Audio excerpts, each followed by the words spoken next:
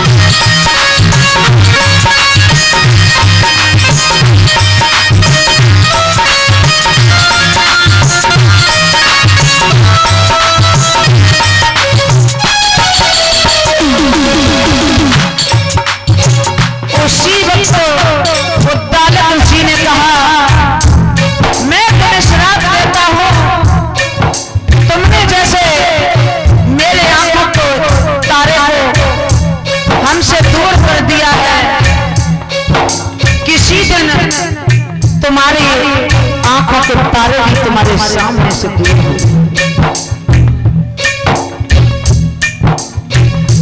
जवाब दिया,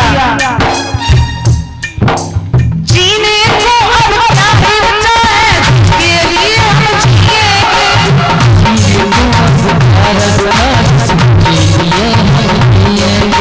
प्यासे ही मर जाएंगे, फिर हाथ का जल नहीं पिएंगे, प्यासे ही मर जाएंगे, फिर जल नहीं पिएंगे, मर जाएंगे, फिर हाथ का जल नहीं पिएंगे, प्यासे ही मर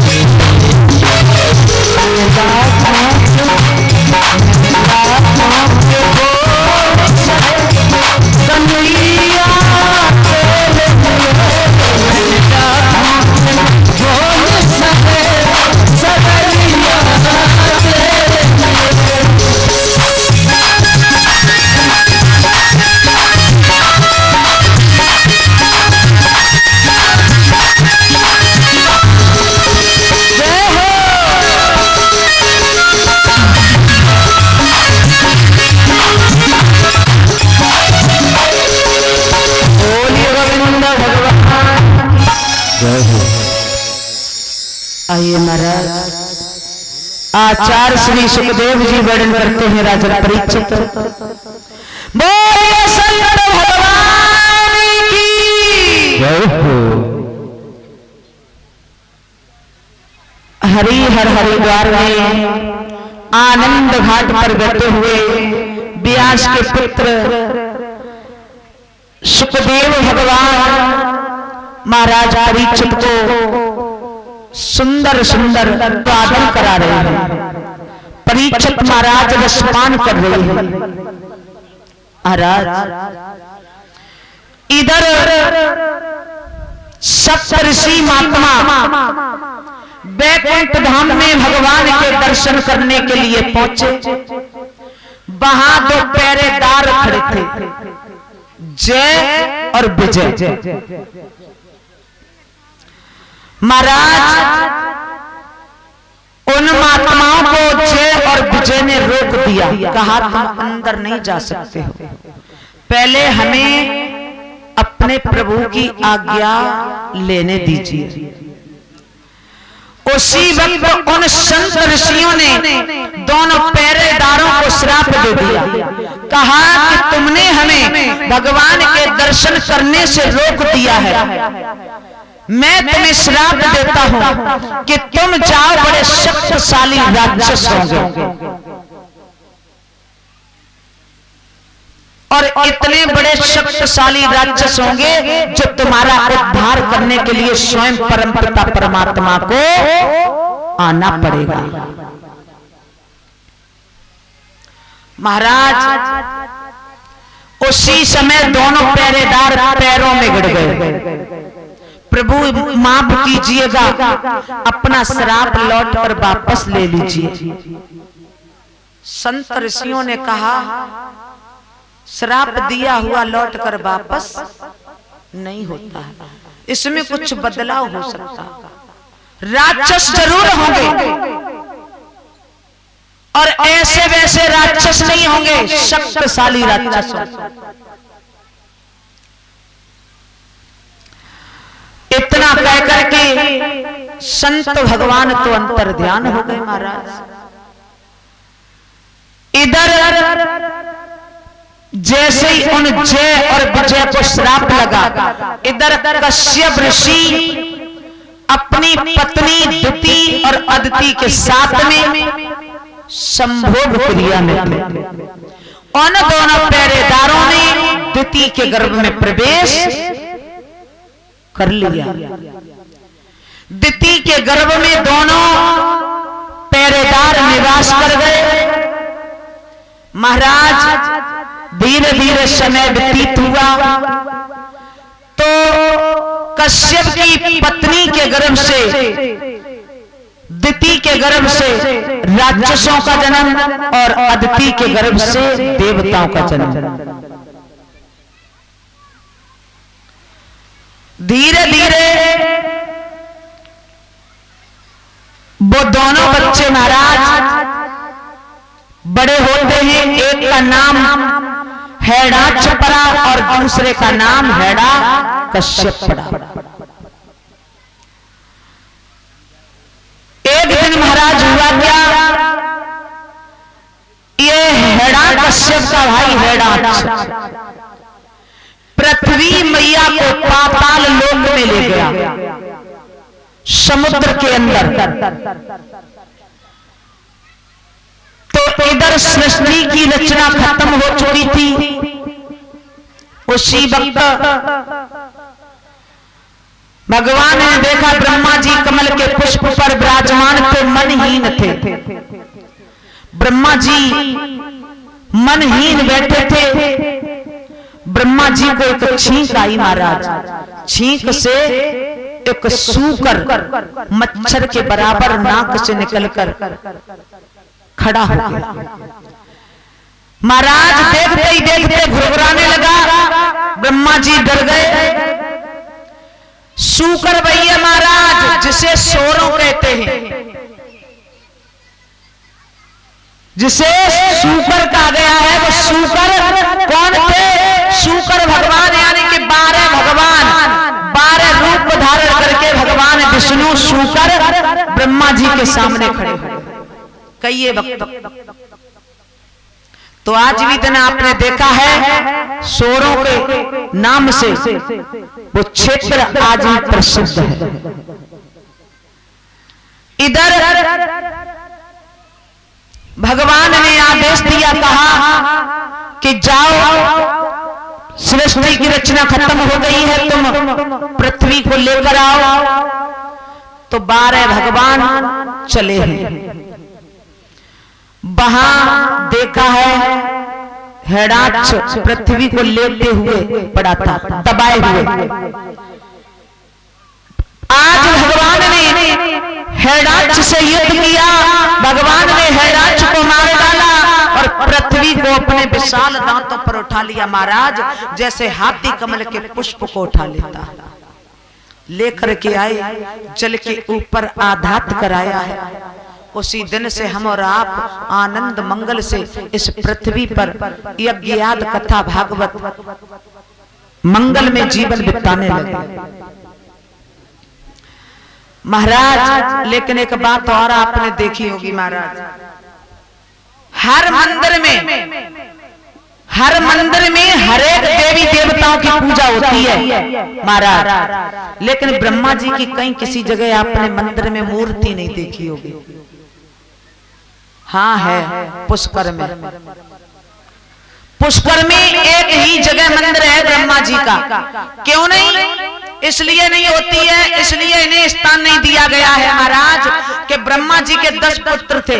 ब्रह्मा जी ने अपनी जिह्वा के द्वारा एक कन्या को उत्पन्न किया था, जिस कन्या का नाम था सरस्वती, बड़ी सुंदर थी। तो ब्रह्मा जी ने विचार किया कि यह कन्या मेरी सृष्टि में सहयोग करेगी, सृष्टि बढ़ाएगी। तो ब्रह्मा जी ने उस पर जैसे गलत नजरों का प्रहार किया है, सोई उसी वक्त उन्हीं के पुत्र नारद भगवान ने कहा, पिताजी आप जगत पिता होकर के, जगत गुरु होकर के ऐसा अधर्म करोगे तो सारे संसार के प्राणी भी ऐसा अधर्म करने लगेंगे।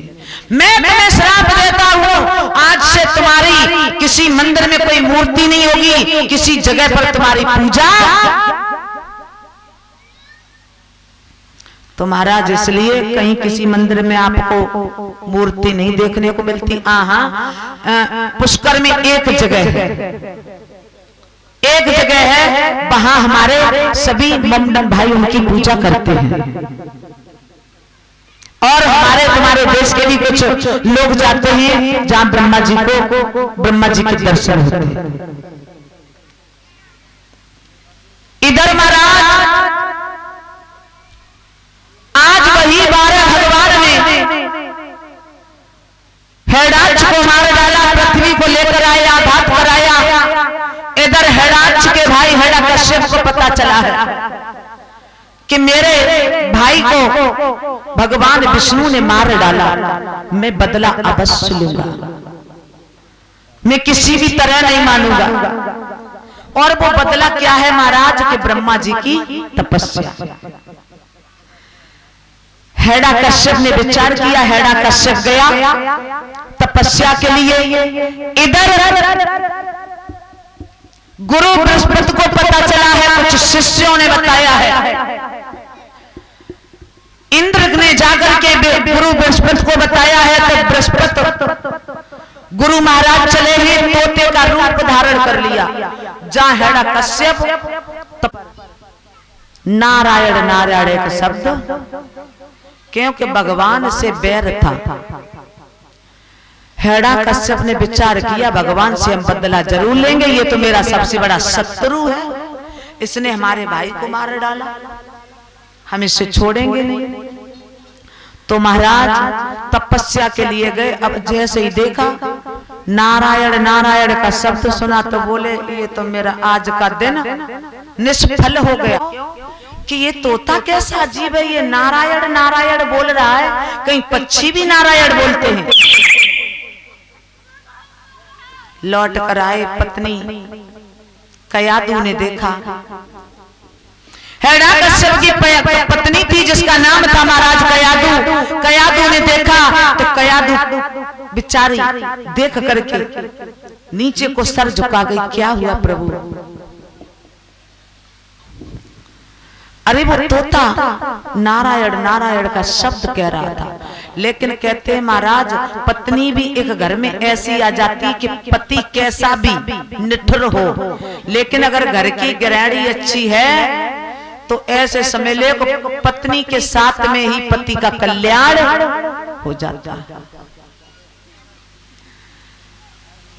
अब मैया कयादू ऐसी अनजान बन गई पति के सामने, बोली क्या बोला महाराज? तोता कहीं नारायण कहता है। अरे क्या पागल हो गई हो कयादू? मैंने साक्षात देखा है, वृक्ष की डाली पर तोता नारायण नारायण बोल रहा था। मैया इतनी अनजान बन गई, दादा इतनी अनजान बन गई मैया अपने पति के मुख से 1 से 8 बार श्रीमन नारायण का नाम निकलवा लिया। दूसरा दिन हुआ, तपस्या के लिए गए, बैठ गए, ब्रह्मा जी की तपस्या करने लगे। ब्रह्मा जी को आना पड़ा। ब्रह्मा जी ने कहा हे भक्त मांग ले, क्या चाहिए? तो हिरण्यकश्यप ने कुछ नहीं मांगा। क्या मांगा? कि प्रभु ऐसा दीजिए जो कभी किसी को दिया न हो। देना चाहते हो तो ऐसा वरदान दे दो जो कभी किसी को नहीं दिया हो। न मैं ऊपर मरूं, न नीचे, न दिन में, न रात में, न अस्त्र से, न शस्त्र से, न नर से, न पशु से। भगवान ने कह दिया तथास्तु। अब तो वरदान पाकर के हिरण्यकश्यप इतने शक्तिशाली हो गए, चारों तरफ खून की नदियां बहने लगी। उनके मुकाबले में कोई लिहाजा नहीं रहा। छोटे छोटे राजा राजधानी छोड़कर चल दिए महाराज। कहते नहीं अगर प्रजा में एक राजा खराब हो महाराज तो वैसे ही प्रजा तो वैसे भी बेचारी कपने लगती है। हिरण्यकश्यप से घबराने लगे लोग। एक दिन हिरण्यकश्यप के मन में विचार आया, इधर इंद्र का इंद्रासन छीन लिया। इंद्र भगवान के पास गया, प्रभु किसी प्रकार से मेरी रक्षा करो, मेरी रक्षा करो। तो महाराज इंद्र का जब इंद्रासन छीन लिया है, उसी वक्त देखा है इंद्र ने एक दिन हिरण्यकश्यप नगरी में नहीं थे।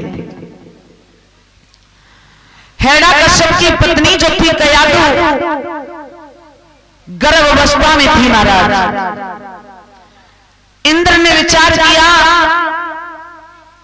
और नगरी को आकर के चारों तरफ से घेर लिया।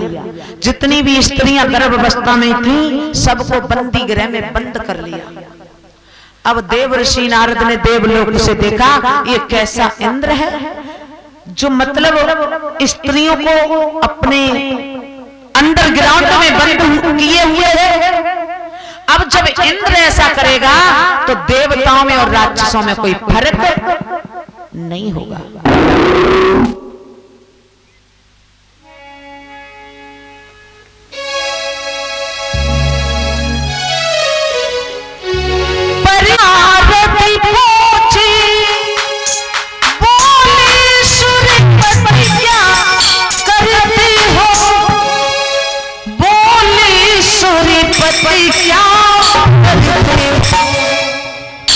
मर्दाना बाना धर कर की,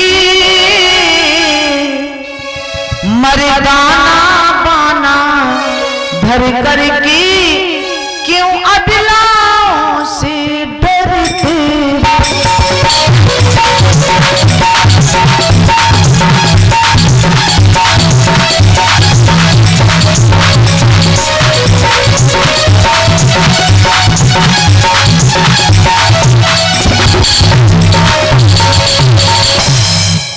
अरे ये क्या कर रहे हो, छोड़ो इन्हें। जवाब दिया प्रभु सबको छोड़ने के लिए तैयार हूं मगर हिरण्यकश्यप की पत्नी को छोड़ने के लिए तैयार नहीं हूं। क्यों? क्योंकि इस समय कयादू गर्भ अवस्था में है। और सुनो, किसी भी तरह इसके गर्भ से किसी राक्षस ने जन्म ले लिया तो मुझे मेरा इंद्रासन कभी लौट कर वापस नहीं मिलेगा। नारायण भगवान ने कहा, चिंता न करो इंद्र, मैं तुम्हें विश्वास देता हूं, मैं तुम्हें समझा रहा हूं, मुझ पर विश्वास करो।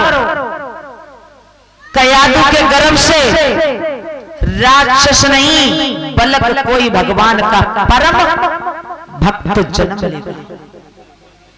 छोड़ दो।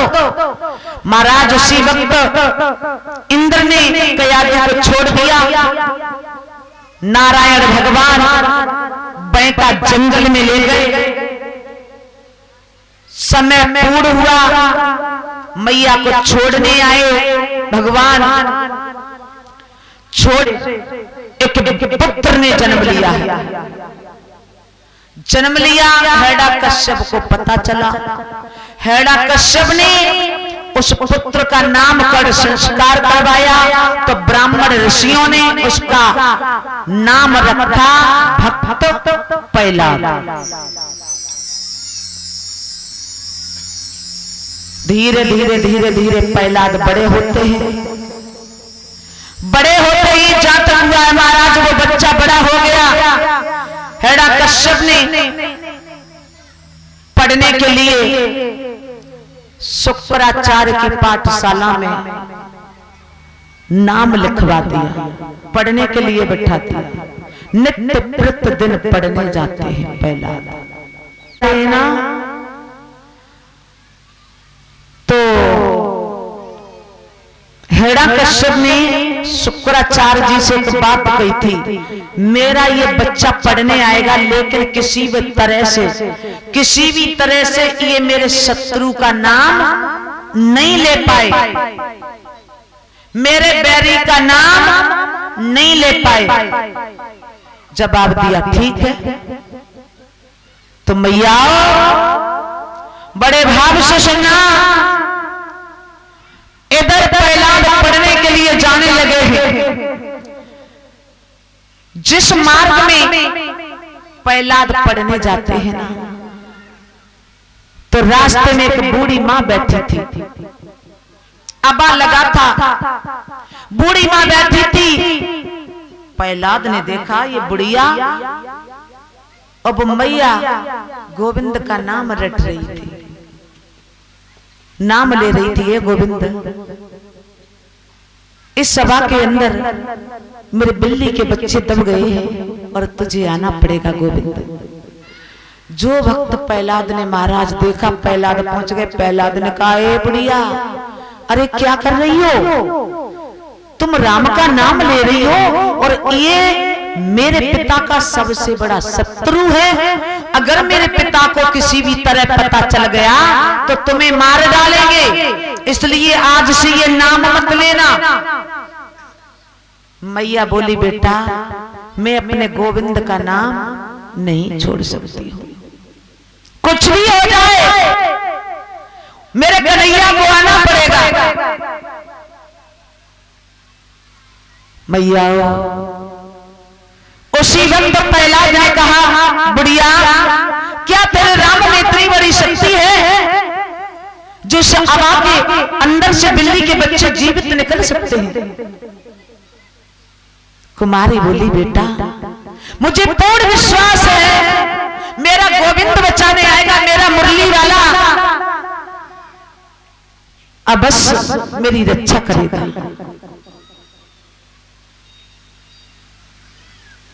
मैया रो रही थी। इधर प्रहलाद ने पूछ लिया, अच्छा एक बात बताओ, अबा कब लगाया? आज खोलोगी कब? परसों। ठीक है, तुम अबा खोलोगी मैं तभी आऊंगा। समय व्यतीत हुआ। इधर प्रहलाद उसी वक्त पहुंच गए। बेचारी मैया रो रही थी, गोविंद को याद कर रही थी। ये तो प्रेम की बात है और बंदगी तेरे बस की,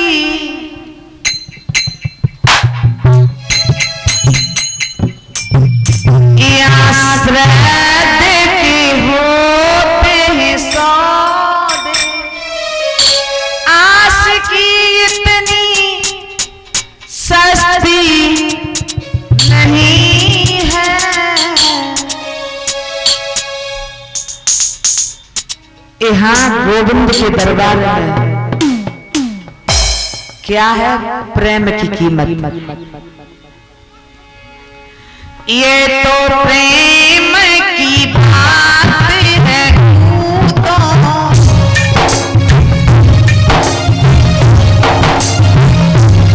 मिलकर के सभी वक्त के साथ में मैं बोलेंगे। ये तो प्रेम की बात है तो बंदगी मेरे बस की नहीं है।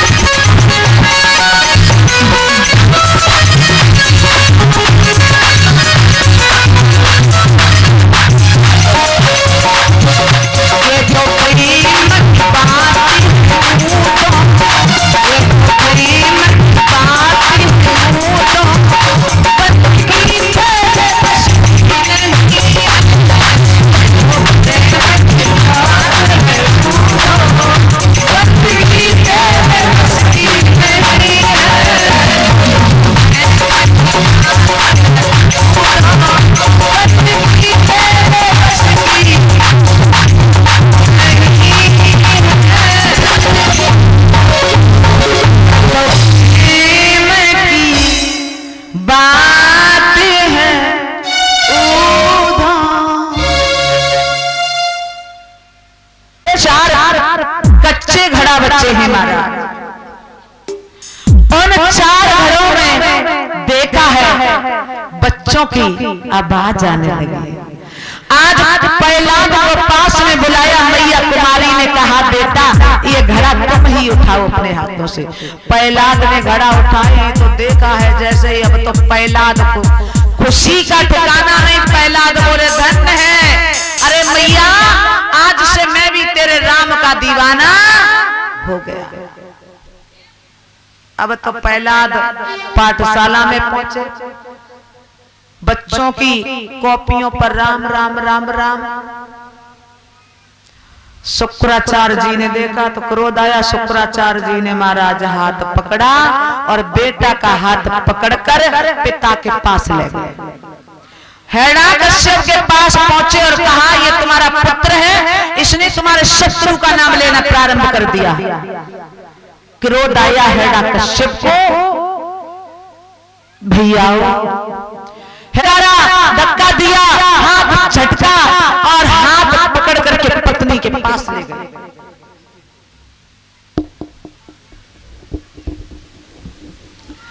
ले गए महाराज, पत्नी से कहा इन्हें जहर दे दो। ऐसी कोई मां है पुत्र को जेल घोर कर देती? नहीं। मैया ने समझाया पुत्र को। उसी वक्त महाराज प्रहलाद ने कहा मां तुम कुछ भी करो, पिता की आज्ञा का पालन करो, क्योंकि तुम उनकी पत्नी हो, तुम्हें पालन करना होगा। प्याले में जहर घोल लिया और जेल घोर करके दिया ना, तो बेटा ने जैसे प्याला दिया और मुंह से लगाया, गोविंद को याद किया तो प्याले में गोविंद की मूर्ति दिखाई देने लगी। पी गए इसको। पास में पहुंचे पिताजी, राम राम। अरे दुष्ट, क्या पत्नी झूठ बोल गई? साथ में लिया, मंत्री को पहुंचे हैं, विश्वास नहीं हुआ। पत्नी कयादू ने कहा स्वामी विश्वास नहीं है तो ये प्याला रखा है, इसमें 2-4 बूंदे हैं, अजवा लीजिए। मंत्री को साथ ले गए। मंत्री ने जैसे ही वो प्याला मुंह से लगाया, 2-4 बूंदें थी पड़ी थी महाराज, मुंह से लगाया, जैसे ही गले में निवाला निगला और तैसे ही मंत्री स्वर्गलोक को। अब महाराज सर्प छुड़वाए। धन्य है वो बच्चा, बेटा हो तो कैसा, प्रहलाद जैसा। इधर मैया लक्ष्मी ने विचार किया ये जरा सा बच्चा है। मैया लक्ष्मी ने शेषनाग भगवान विष्णु से कहा आप जाइए ना, क्या आपको तरस नहीं है? आपका भक्त काल कोठरे में बंद है। और सर्प छोड़ दिए महाराज। शेषनाग भगवान विष्णु चले एक से एक फन लेकर।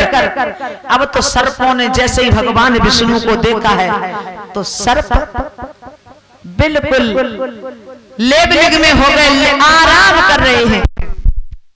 काल कोठरे के अंदर रक्षा करते हैं। इधर प्रहलाद को बंद कर दिया, ना तो खाना ना पीना। इधर मैया लक्ष्मी जी कयादू का भेष धारण करके भोजन देने के लिए जाती है।